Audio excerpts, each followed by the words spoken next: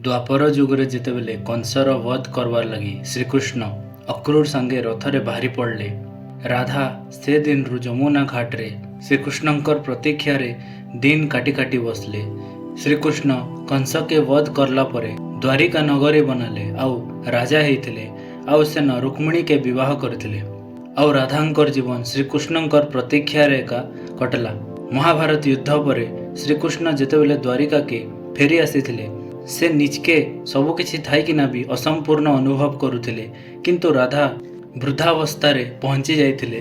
मुहरे झुरी हाथ गोड़ भी सुखी जाइथिला, किंतु राधांकर जीवनचर्या रे किछि परिवर्तन नहीं आसी थाई।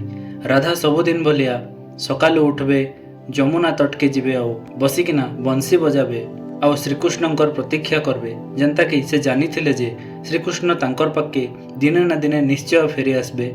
राधा एकांत कुंज रे एकला एका रोथिले आउ श्रीकृष्ण के सबु बेले स्मरण करुथिले। दिने हठात राधा असुस्थ पड़ी गले। आकाश रे कला मेघ घुटी गला आउ भयंकर घड़घड़ी मारला। राधा जानी गले जे तांकर शेष समय आसी जाइछे। से धीरे धीरे जाइकिना तांकर अगणा ने थिबार तुलसी गछ पाखे सोई गले आउ मने मने कहले जे हे प्रभु, तम नहीं आसला तो मुई प्राण त्याग केंता करि पारबी। मुई तमर दर्शन परे एका ई जीवन के त्याग करवा लगी चाहूछे। राधा आखि बंद करिकिना मृत्युर प्रतीक्षा करिथिले। से समय रे आवाज आसला, राधे। राधा आखि खोलले, सामना रे श्रीकृष्ण थिले। कृष्ण आसिकिना राधांके निजर कोल रे धरले आ हल्का हसुथिले।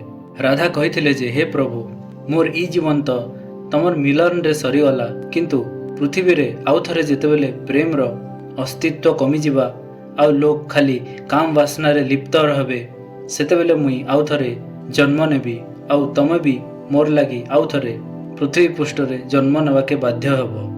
इटा कहिकिना राधा देह त्याग करिदेले। बहुत वर्ष परे द्वापर जुगर शेष समय रे धीरे धीरे लोग कामुक हे बसले आउ प्रेम रो अर्थ बदली गला। सेतेबेले बरसाना रु केते दूर गोटे गाँ भितरे गोटे किसान रो घरे गोटे शिशु कन्या जन्म नहीं थिला। कन्याटा जन्म रे का अत्यंत तेजमयी थिला। तार ना दिया गला ललिता। ललिता बाकी शिशु मनकर नु अलगा थिला। से बाल्यावस्थारू शास्त्र अध्ययन करुथिला आउ इच्छा लागले बंसी बजाउथिला। समय समय रे तार मन भितरे गोटे श्यामल वर्णर कैरेक्टर आसी जाउथिला आउ से कैरेक्टरटा भी बंसी बजाउथिला। ललिता किछि बुझी नहीं पारुथाई, किंतु एतकी जानिथिला जे जेन पुरुषटा तार आखि आगरे आसी जाउछे से का तार उद्धार करबे। थरे गोटे हिमालय रु आसुथिबार साधु भ्रमण कला बेले ललिता के देखले आउ अचंबित हेकिना कहले जे हे राधा, तमे आउ थरे आसीगल। तमर प्रेम गाथा समग्र ब्रह्मांड रे प्रसिद्ध अच्छे आउ तमर लगी भगवान श्रीकृष्ण भी पृथ्वी के जन्म नहीं सारिछन। तमे निजर आत्मार नजर रे का तांके अनुभव करो जे से आपे आपे तमके मिली जिवे। जमुना नदीर पाद देश रे श्रीकृष्णंकर पुनर्जन्म हेतिला आउ तांकर ना थिला अनंतानंद। अनंतानंद जड़े ब्राह्मण थिले आउ शास्त्राध्ययन रे तांकर विशेष रुचि थिला। से निजर कथा उपदेश रे लोकं के आकर्षित करिथिले आउ बहुत लोग तांकर अनुचर भी बनी जाइथिले। अनंतानंद सबुबेले गभीर प्रेम आउ आत्मा संगे आत्मार मिलन उपरे कथावाचन करुथिले, जेनटा तांकर शिष्य मन के स्वयं श्रीकृष्णंकर बाणी भलिया का लागुथिला। अनंतानंदं के भी निजर जीवन अधूरा एका लागुथिला। सते जेनता केही जणे तांकर प्रतीक्षा करिकिना बसिछे। ई प्रकार रे केते वर्ष बीती गला परे जणे साधु महात्मा ललिता के देखिकिना कहिथिले जे हे राधा रानी, तमके तमर प्रिय उत्तर दिगरे मिली जिबे। तमे गोटे ऊंचा जगह के जाइकिना मुरली बजाओ। से मुरलीर धुन रे तमर प्रेमिक निजे निजे एका तमर पाके दौड़िकिना पले आसबे।